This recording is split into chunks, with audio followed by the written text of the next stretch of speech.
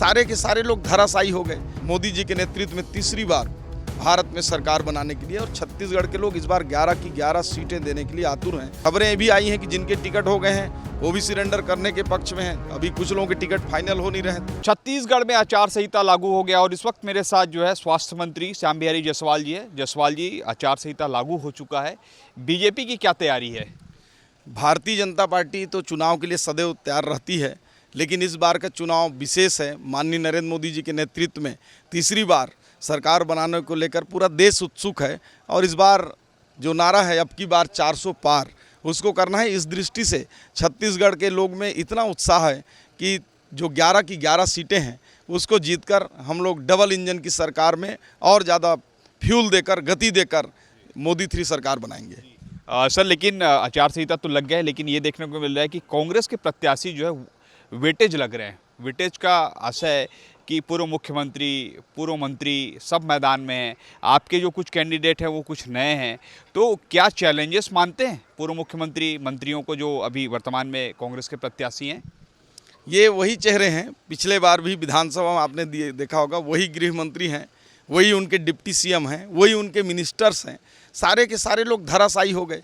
ये लोग भेष बदलकर, कहीं से भी लड़कर, वेटेज बढ़ाकर चलेंगे, इससे कुछ नहीं होता। छत्तीसगढ़ की एक एक जनता आज माननीय नरेंद्र मोदी जी के प्रति मन बना चुका है। लोग उत्साहित हैं मोदी जी के नेतृत्व में तीसरी बार भारत में सरकार बनाने के लिए और छत्तीसगढ़ के लोग इस बार 11 की 11 सीटें देने के लिए आतुर हैं।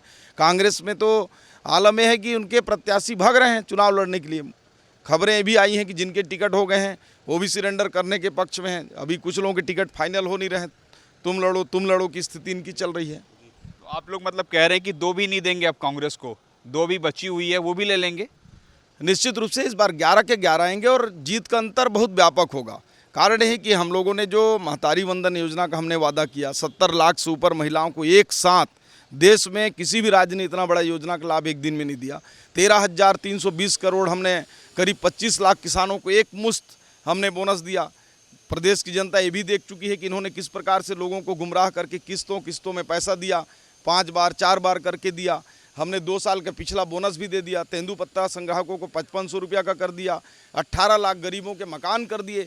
इतने सारे लोग वोट देने के लिए उत्साहित हैं कि इस बार आप देखिएगा भारतीय जनता पार्टी का 11 सीटें तो आएंगी, लेकिन प्रदेश में अभी तक का जो मत पड़े हैं वो सर्वाधिक मत का प्रतिशत होगा और एक ऐतिहासिक चुनाव होगा। इलेक्टोरल बॉन्ड के मुद्दे को लेकर कांग्रेस जो है भाजपा पर हमलावर है, कह रही है कि इलेक्टोरल बॉन्ड जो चंदे किए गए हैं वो ईडी और आईटी के माध्यम से जो है वो आपको मिला है। देखिए, कांग्रेस का परंपरा रहा है अपने दोष को दूसरे के ऊपर डालना। ये अपनी हार की भूमिका को अभी से जनता के सामने धीरे धीरे बना रहे हैं। जब ये हार जाएंगे तो बताएंगे कि ईवीएम खराब था, तो चुनाव आयोग निष्पक्ष चुनाव नहीं कराया। और अभी से ये ऐसे बहानेबाजी और लोगों के सामने ये बताने में लगे हैं कि हम तो चुनाव लड़ रहे थे भाई, लेकिन मोदी जी ने ऐसे करके चुनाव जिता लिया। तो ये अपनी हार की भूमिका को सुनिश्चित कर रहे हैं।